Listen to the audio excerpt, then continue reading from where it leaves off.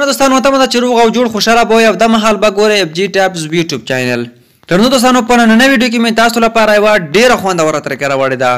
ډېری دوستانو دغه ملګرو به غوښتنه کوله چې موږ په واتساپ کې څنګه کولی شو، البته په موبایل کې څنګه کولی شو چې زیات واتساپ استعمال کوو.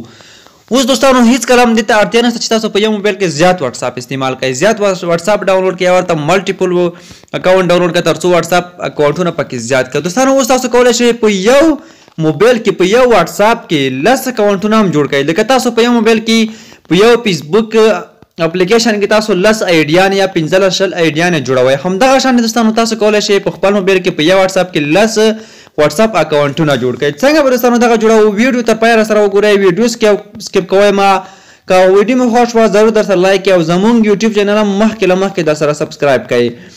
دوستانو راځو خپل واتساپ را خلاصوو. کله دوستانو خپل واتساپ را خلاص کړئ، راځو دلته پورته 3 نښانونه تاسو وینئ. دغه کومې 3 ټکیانې چې دوستانو دي دغه باندې به کلیک واخلئ او را به شئ سیټینګ ته.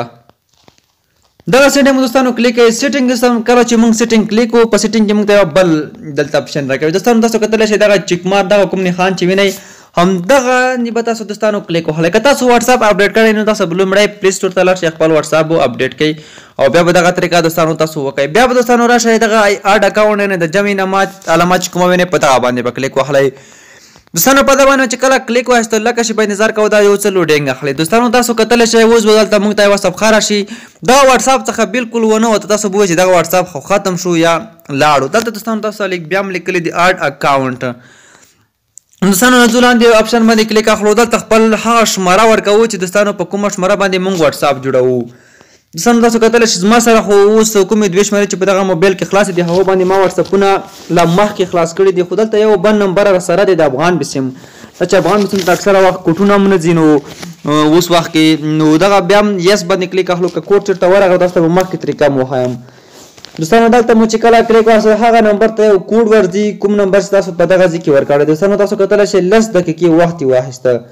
نو چې دغه نمبر کې یو څه مشکل دی کوډ ورته نه راځي، نو همدې خاطر نوره طریقه وړاندې تاسو ته نشم ښودلی. نو تاسو دغه طریقه په خپله وکړئ. لکه تاسو یو عادي واتساپ جوړوئ په همدې طریقه کولی شئ همدغه واتساپ هم جوړ کړئ. هلته بیا تاسو ورته هیلیږئ اډ اکاونټ کلیک کوئ، کوم اکاونټ چې تاسو غواړئ خلاصې کړئ. نو دوستانو له دې څخه به بیا څنګه بیک راځو دا چې کوډ ماته اوس نه راځي فعل حال په دې تاسو څخه بهانه غواړم. نو دوستانو دلته زه اوس بیک شاته راځم خپل اکاونټ ته. داسې دوستانو کله موږ را خلاص کړو نو زه اوس خپل اکاونټ ته راځم.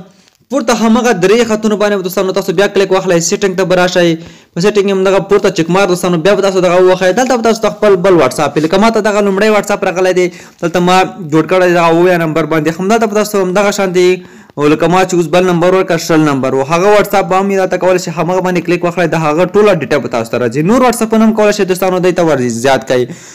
دوستانو په ډېرې اسانۍ سره کولی شو په یو موبایل کې زیات واتساپ اکاونټونه په یو واتساپ کې جوړ کوو. نو دغه ویډیو دوستانو تر همدې ځایه که دغه ویډیو مو خوښوي در سره لایک کړئ، نور دوستانو سره هم شیر کړئ. تر بل ویډیو چې بیا به زه راځم تاسو دوستانو په لوی الله سپارم.